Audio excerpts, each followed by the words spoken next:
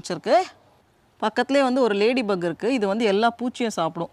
பொறுமையாக ஒன்று ஒன்றா சாப்பிட்டுட்டு போகும்.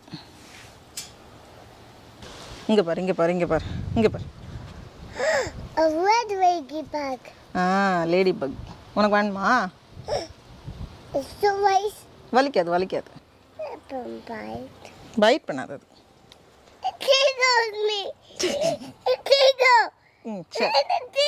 சரி, செடியில் விட்டுருவோமா? வா.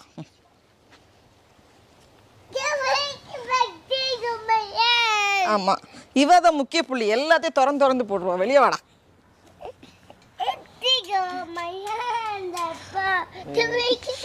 ஃபென்ஸுக்குள்ள யாரடா போவா?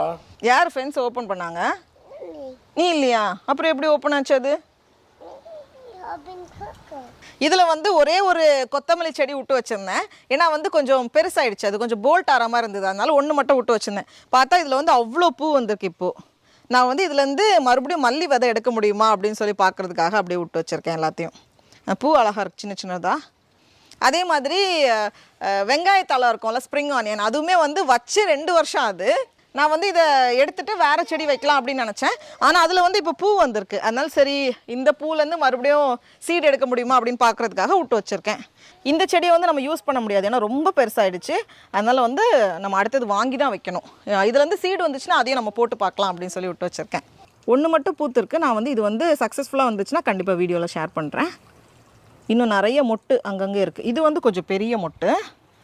இந்த 3 செடிக்கும் வந்து இடம் இல்லாமல் கொஞ்சம் பிரச்சனையில் இருந்ததில்ல. நம்ம வந்து கட் பண்ணதுக்கப்புறமா இப்போ எல்லாமே வந்து நல்ல ஃப்ரீயாக இருக்குது. இதுக்கு வந்து நிறைய இடம் கிடச்சிருக்கு, இதுக்கு நிறைய இடம் கிடச்சிருக்கு, இதுக்கு வந்து ரொம்ப இடம் கிடச்சிருக்கு.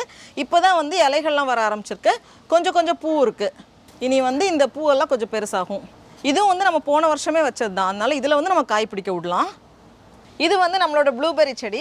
இதில் வந்து அவ்வளோ பூ இருந்தது. அந்த பூவே வந்து கொஞ்சம் ப்ளூபெரி சைஸில் தான் இருக்கும், குண்டு குண்டாக இருக்கும், பார்க்கறதுக்கு ரொம்ப அழகாக இருக்கும். இதுதான் வந்து ப்ளூபெரியோட பூ.